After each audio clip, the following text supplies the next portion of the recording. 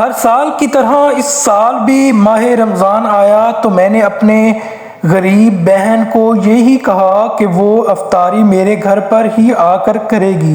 میری دونوں بہنوں کی شادی ہو چکی تھی، مگر میری ایک بہن کے حالات ٹھیک نہیں تھے اور اس کا گھر بھی ہمارے ہی محلے میں تھا، اس لیے میں اکثر اسے بلا لیا کرتا تھا، اور آج میری بہن ہمارے گھر آئی ہوئی تھی اور جس بات کا ڈر تھا وہی ہو گیا تھا۔ میں پچھلے 1 گھنٹے سے اپنی بہن کے شکوے سن رہا تھا۔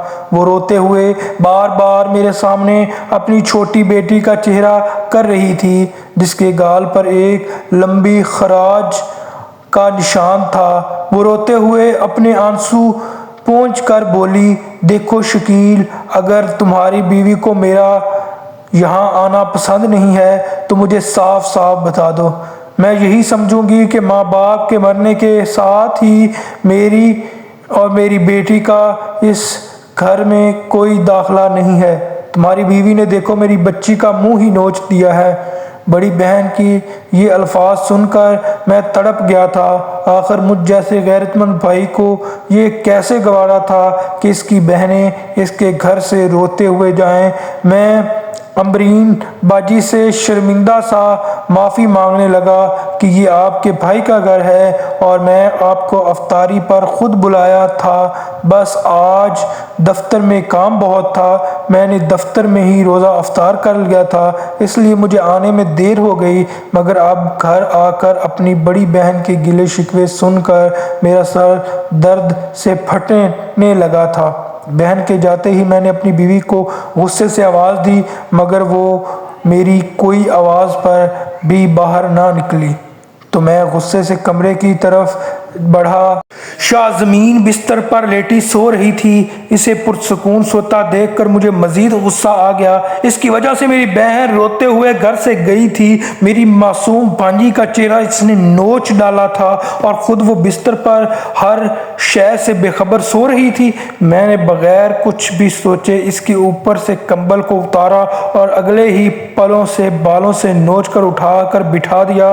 وہ جو نیند میں تھی اس اچانک حملے پر اپنا توازن برقرار نہ رکھ سکی اور منہ کے بل فرش پر جا گری۔ اس کے لبوں سے درد سے اس کی آہ نکلی تھی۔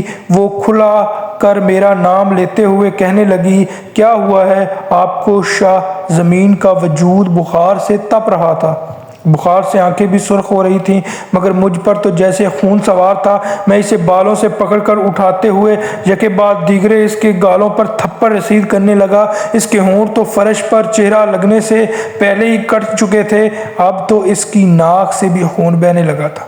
وہ ڈری سہمی ہاتھوں سے اپنا چہرہ چھپاتے ہوئے بولی کہ شکیل، میں نے کیا کر دیا ہے جو آپ مجھے یوں مار رہے ہیں؟ مجھے اس حالت پر ذرا رحم نہیں آیا، بلکہ اس کی معصومیت پر غصہ آیا تھا۔ جو کچھ بہن نے کہا وہ سب میں نے اسے یاد کروایا تو وہ حیران رہ گئی، پھر میرے قدموں میں گر کر بیٹھ گئی اور روتے ہوئے بولی، شکیل، مجھ سے قسم لے لیں، میں نے جان بوجھ کر کچھ نہیں کیا تھا۔ جب میں افطاری کے لیے کھانا بنا رہی تھی تب آپ کی بھانجی ماچس اٹھا کر میرے کپڑے جلانے کی کوشش کر رہی تھی۔ اگر میں ایک لمحے بھی ضائع کرتی تو وہ ماچس جلا دیتی۔ میں نے جلدی سے جب اس کے ہاتھ سے ماچس چھینی تب ہی اس کے چہرے پر میرا ناخن غلطی سے لگ گیا تھا۔ بیوی کے منہ سے اعتراف سن کر مجھ پر تو جیسے خون ہی سوار ہو چکا تھا۔ آخر وہ ہوتی کون تھی میری بھانجی کو مارنے والی؟ بہنوں کی اندھی محبت مجھ پر اس قدر حاوی تھی کہ میں نے اپنی بیوی کا وہی ہاتھ پکڑا جس کے ناخن اس نے بڑھا رکھے تھے اور پھر اسے گھسیٹ کر کچن میں لے آیا۔ میں نے چولہا جلایا اور بیوی کے لمبے ناخن والا ہاتھ اس آگ پر رکھ دیا۔ وہ درد سے چیخ رہی تھی اور مجھ سے رحم کی بھیک مانگ رہی تھی، مگر مجھے اس پر ذرا بھی ترس نہیں آیا۔ ناخنوں کے ساتھ ساتھ اس کی انگلیاں بھی جل چکی تھیں۔ اسے درد سے تڑپا دیکھ کر جیسے میرے دل میں اندر تک تسکین اتری تھی۔ میں اسے وہیں چھوڑ کر کمرے میں چلا آیا۔ میں نے فوراً اپنی بہن کو فون کیا اور بتایا کہ میں نے بیوی کو اس کے کیے کی سزا دے دی ہے اور اب وہ دوبارہ آپ کے سامنے ایسا کچھ نہیں کرے گی۔ میری بہن یہ سن کر خوش ہوئی تھی اور پھر آخر میں بولی، تم دنیا کی سب سے اچھی بھائی ہو۔ یہ تم جیسے ہی بھائی ہوتے ہیں جو اپنی بہنوں کو ماں باپ کی کمی محسوس نہیں ہونے دیتے۔ بس کبھی بیوی کی باتوں میں مت آ جانا، بہن کے الفاظ سن کر میرا سینہ تو جیسے فخر سے چوڑا ہو گیا تھا، میرے دل میں سکون سا اتر گیا تھا اور میں بستر پر لیٹ کر سو گیا۔ ایک پل میں مجھے اپنی بیوی کا خیال نہیں آیا تھا، جس کا وجود بخار سے تپ رہا تھا، اور میں نے کتنی بے دردی سے اسے اٹھا کر فرش پر پٹخنے کے بعد پھر تھپڑوں کی برسات کرتے ہوئے آخر میں اس کا ہاتھ بھی جلا دیا تھا۔ پوری رات مجھے سسکیوں کی آوازیں آتی رہیں، لیکن میں سویا رہا۔ صبح سحری کے وقت میری آنکھ کھلی تو میں نے فوراً اٹھ کر بیٹھ گیا۔ میں 5 وقت کا نمازی، روزہ رکھنے والا انسان تھا۔ ہمیشہ یہی کوشش رہتی تھی کہ دنیا کا ہم کام چھوڑ کر مگر کبھی نماز اور روزہ نہ چھوٹے۔ فوراً اٹھا اور نظر اپنے بستر پر ڈالی تو میری بیوی وہاں موجود نہیں تھی۔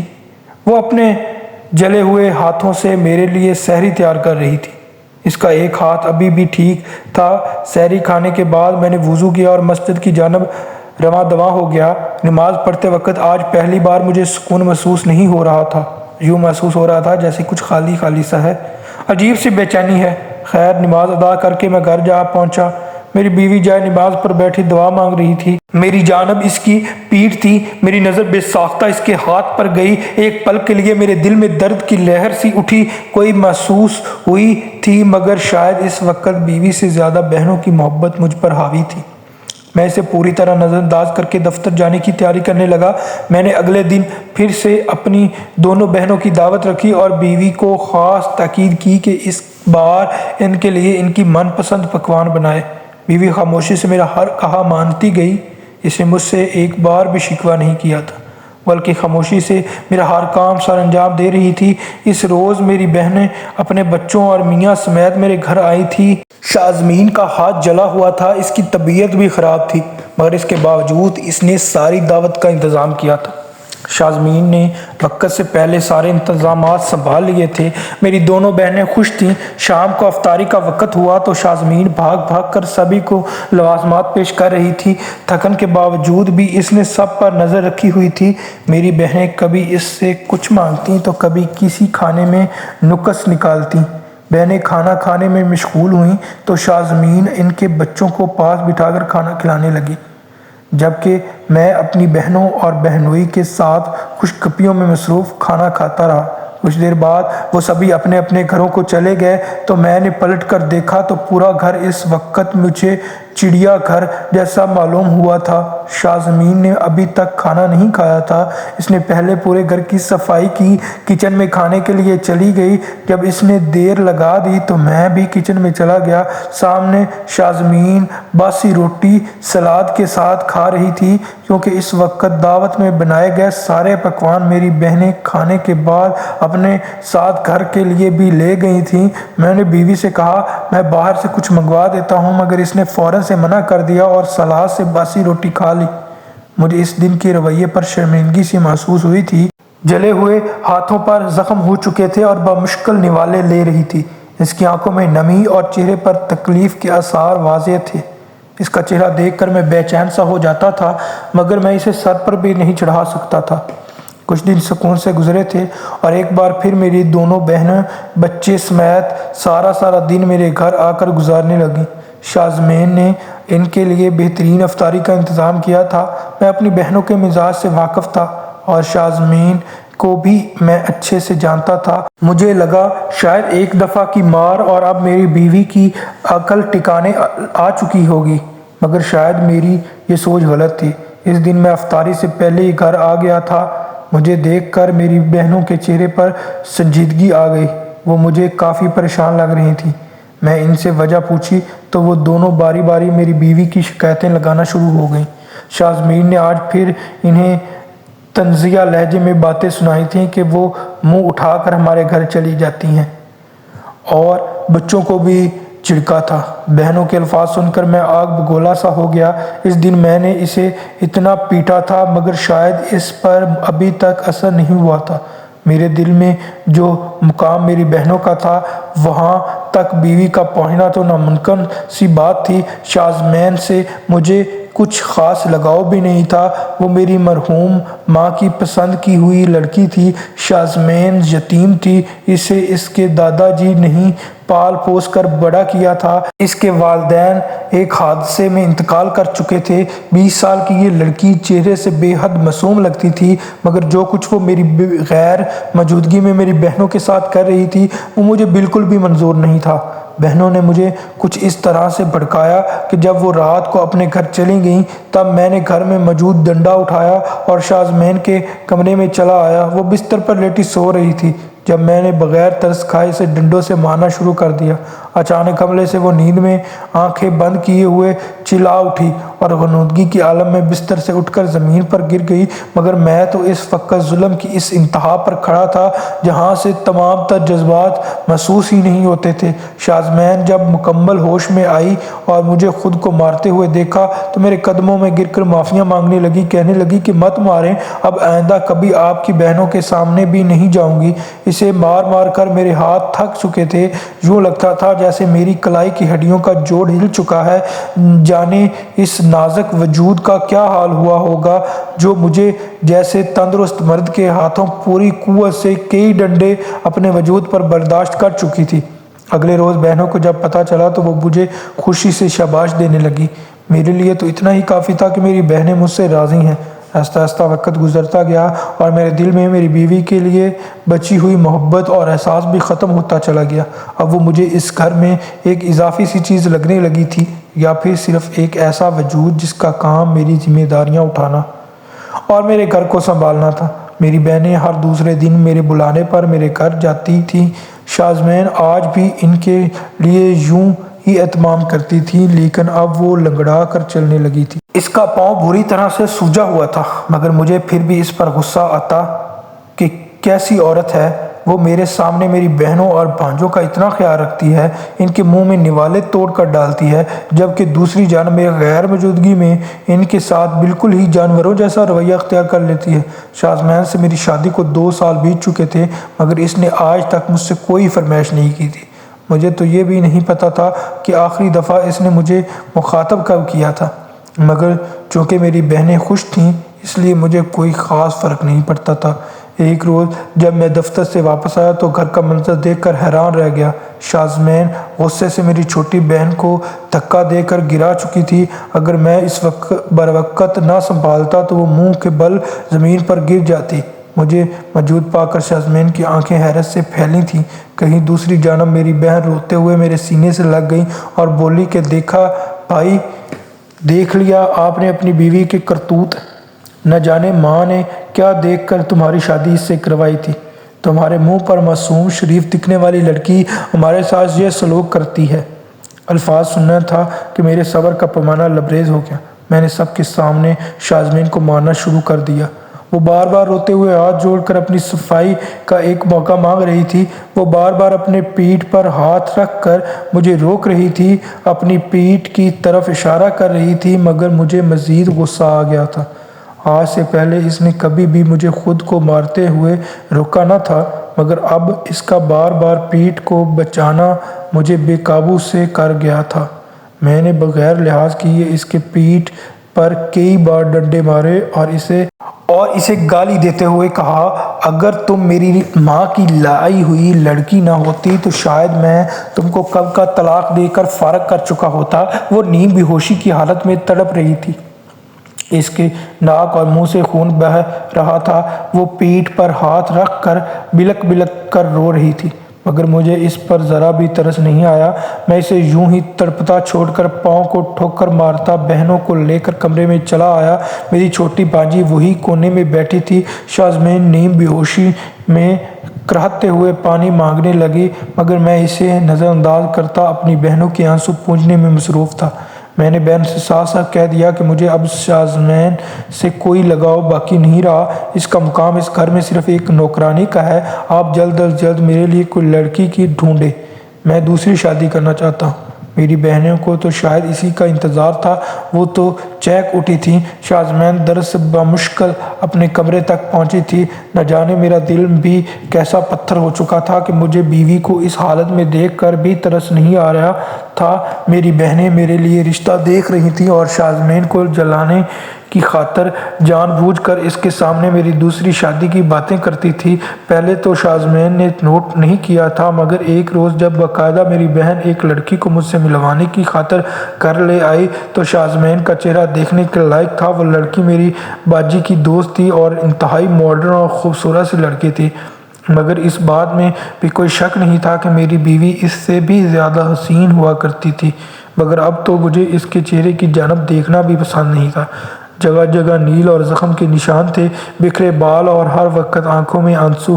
یہ سب دیکھ دیکھ کر میرا دماغ خراب ہو چکا تھا۔ میری بڑی بہن شازمین کے کمرے میں گئی، پھر اسے میرا رشتہ پکا ہونے کی خبر سنانے لگی۔ اتنا سنانا تھا کہ شازمین بھوکی شیرنی کی مانند بڑی باجی کا گلا پکڑ کر چلاتے ہوئے بولے، خبردار، میں آپ کا ہر ظلم برداشت کر لوں گی، مگر مجھ سے میرے شوہر کو نہیں چھیننے دوں گی۔ شکیل صرف اور صرف میرا ہے، میں اسے کسی اور کا نہیں ہونے دوں گی۔ باجی کا گلا پکڑا دیکھ کر اس پر مجھے اپنی بیوی کے الفاظ اور جذبات نظر نہیں آئے تھے، بلکہ اپنی باجی کے ساتھ اس کی جانے والی بد کلامی اور بدتمیزی نظر آئی تھی۔ میں نے اس روز شازمین کو اتنا مارا کہ اس کا وجود کانپنے لگا۔ اس کا سر کئی بار دیوار سے پٹخا تھا، جہاں تک کہ دیوار بھی اس کے خون سے رنگ گئی تھی۔ میں نے اسے پوری قوت سے اپنے پیروں تلے کچلنے کی کوشش کی تھی۔ اس کی پسلیاں ٹوٹ کر ٹکڑے ٹکڑے ہو گئی تھیں۔ اب تو مجھے اس کے درد سے چیخنے کی آواز بھی بند ہو چکی تھی۔ میری بہنوں تبھی اپنے گھر کو چلی گئی تھیں جب میں نے اپنی بیوی کو مارنا شروع کیا تھا۔ شازمین بے ہوش ہو چکی تھی اور بے سود سی زمین پر پڑی تھی۔ نفرت اس قدر بڑھ چکی تھی کہ اس کے وجود سے اب مجھے گھن آنے لگی تھی۔ آخر اس لڑکی کی اوقات ہی کیا تھی جو میری بہنوں کے گریباں تک آتی؟ میں نے اسے بالوں سے پکڑا اور گھسیٹ کر باہر لا کر پھینک دیا۔ غصہ اس قدر شدید تھا کہ سکون کہیں میسر نہ تھا۔ میں نے ٹھنڈے پانی کو دماغ پر ڈالا اور کمرے میں آ کر بستر پر گرتے ہوئے لمبی لمبی سانس لینے لگا۔ تبھی میری نظر تکیے کے نیچے سے چھلکتی ہوئی ڈائری پر پڑی۔ میں اٹھ کر بیٹھا اور ڈائری کا پہلا صفحہ کھولا۔ اس پر انتہائی خوبصورت طریقے سے شازمین شکیل لکھا تھا۔ میرا نام وہاں لکھا تھا کہ کاش شکیل، آپ مجھے بتانے کا ایک موقع، آج میری زندگی کا سب سے انمول دن تھا۔ آپ پاپا بننے والے تھے، مگر جانتے ہیں آپ کی بہن نے پل بھر میں ہماری سب خوشی پر پانی پھیر دیا۔ میں نے جب خوشی سے انہیں بتایا کہ میں ماں بننے والی ہوں تو انہوں نے میری کردار کشی شروع کر دی، مجھے بدکار کہنا شروع کر دیا۔ ایک عورت سب کچھ برداشت کر سکتی ہے مگر اپنے معصوم بچے پر گالی برداشت نہیں کر سکتی۔ میں بھی نہ کر سکی اور انہیں پہلی بار دھکا دیا۔ مگر شکیل، آپ نے کیا کیا؟ آپ نے تو اپنے ہاتھوں سے اپنی خوشیوں کا قتل کر دیا، ہمارے بچے کو دنیا میں آنے سے پہلے ہی مار دیا۔ ڈائری پر لکھا یہ الفاظ پڑھ کر میرا سر چکرا کر رہ گیا تھا۔ یہ کیسا انکشاف تھا؟ میں ڈائری کے پھٹے ہوئے باقی صفحے بھی جوڑ کر پڑھنے لگا تھا۔ ہر ایک لفظ میں درد تھا، ہر صفحہ مجھے ظلم اور شازمین کو مظلوم لکھ رہا تھا۔ ہر درد اور ہر ظلم کی وجہ میں تھا اور مجھے بھڑکانے کے پیچھے صرف اور صرف میری بہنوں کا ہاتھ تھا۔ میں جیسے جیسے ڈائری پڑھتا گیا میری آنکھوں سے آنسو نکلتے گئے۔ کئی بار میں اس ڈائری کو بند کر کے کھولا تھا۔ میرے جانے کے بعد میری بہنیں گھر آ کر میری بیوی پر حکم چلایا کرتی تھی۔ وہ یتیم تھی، اس کا کوئی وارث نہیں تھا۔ میری نظروں میں اسے برا بنانے کے لیے ہر حد پار کر دیتی تھیں۔ مجھے سے مزید کچھ پڑھا نہ گیا اور میں ڈائری کو وہیں بند کر کے پھوٹ پھوٹ کر رونے لگا۔ شازمین گھر سے باہر بے ہوش پڑی تھی، مگر مجھ میں ہمت نہ بچی تھی کہ اس تک پہنچتا۔ کمرے سے باہر نکلا تو خون کی بدبو آنے لگی۔ دیواروں اور فرش ہر طرف تو اس کے وجود سے بہتا خون لگا ہوا تھا۔ میں جانے انجانے میں یہ کیسا گناہ کر بیٹھا تھا؟ بہنوں کی محبت میں یہ بھی بھول بیٹھا تھا کہ وہ بھی کسی کی بہن بیٹی تھی۔ اسے بھی تو درد ہوتا ہوگا، اس کو بھی تو تکلیف ہوتی ہوگی۔ لرزتے ہاتھوں سے گیٹ کھولا تو شازمین یوں ہی بے سود پڑی تھی۔ میں اسے اٹھا کر گھر لے آیا۔ اور ہوش میں لانے لگا، مگر وہ ہوش میں نہ آئی۔ میں اسے فوراً ہسپتال لے گیا۔ اسے دیکھتے ہی ڈاکٹر بولا کہ آپ نے آنے میں بہت دیر کر دی ہے، یہ آدھا گھنٹہ پہلے ہی فوت ہو چکی ہے۔ یہ الفاظ میری زندگی کو ویران کر گئے تھے۔ ایسا کیسے شازمین جا سکتی تھی؟ آج میرے اندر سے آواز آئی تھی کہ اتنا سب کچھ ہونے کے بعد وہ رک بھی تو نہیں سکتی تھی۔ میری بہنیں شازمین کی میت کے پاس بیٹھ کر دھاڑے مار مار کر رو رہی تھیں۔ کچھ دیر بعد میں شازمین کے جنازے کو کندھا دے کر قبرستان تک لے آیا۔ اس کی قبر پر آخری بار رزتے ہاتھوں سے میں نے مٹی ڈالی تھی۔ ایک ہی دن میں میری دنیا اجڑ چکی تھی۔ گھر آیا تو بہنیں بیٹھی تھیں۔ اس پل دونوں بہنوں سے اپنے تمام تر رشتے توڑ کر گھر سے نکال دیا۔ وہ تو اب بھی میری بیوی کو برا بھلا کہہ رہی تھی، بس دنیا والوں کے سامنے آنسو بہا رہی تھی۔ وراثت کا ان کا جو بھی حصہ تھا سب کو دے کر لا تعلق ہو گیا۔ مجھے ایک پل بھی سکون نہیں ملتا تھا۔ میں پولیس اسٹیشن گیا اور اپنے جرم کا اقرار کر لیا کہ میں نے اپنی بیوی کو مارا ہے۔ عدالت نے مجھے عمر بھر کی قید کی سزا سنا دی تھی۔ آج میں جیل میں قید ہوں۔ جن بہنوں پر میں جان دیتا تھا وہ صرف مجھ سے ایک بار ملنے آئی تھی، اور اب 6 ماہ گزر گئے ہیں، کسی نے مجھے یاد بھی نہیں کیا تھا۔ اس وقت بھی شازمین کی ڈائری میرے سامنے پڑی تھی، جس کے ہر صفحے کے آخر میں اس نے لکھا تھا کہ شکیل میری محبت بڑی خاموش ہے۔ مجھے اس وقت کا شدت سے انتظار ہے جب آپ میری خاموش محبت کو سمجھیں گے، میرا اعتبار کریں گے۔ بس اب مجھے اس وقت سے خوف آتا ہے جب روز محشر مجھ سے شازمین کے بارے میں حساب لیا جائے گا۔ ناظرین اور میری پیاری بہنوں، کیا آپ کی زندگی میں بھی کسی ایسے مرض سے پالا پڑا ہے جو کانوں کا اس قدر کچا ہو کہ اپنی بیوی کو کسی کے کہنے پر مار دے؟ کیا اس طرح کے انسان محبت کرنے کے قابل ہوتے ہیں؟ کمنٹ میں اپنی رائے کا اظہار ضرور کریں۔